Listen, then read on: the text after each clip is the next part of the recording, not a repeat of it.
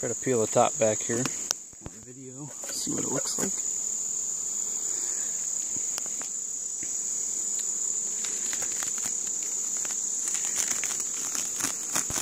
It's a propolis.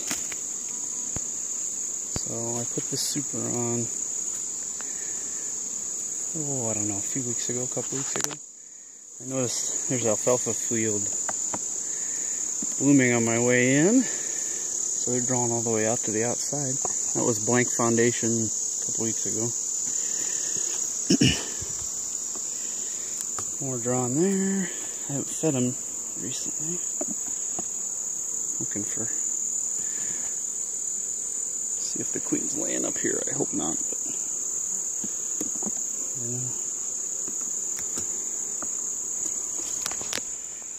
but lovely plastic frames make for a good burr comb on the bottom. It's all in lovely honey, or nectar, I guess.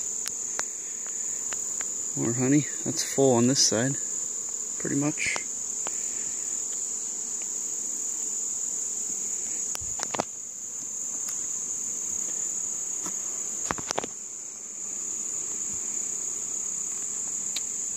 There you go.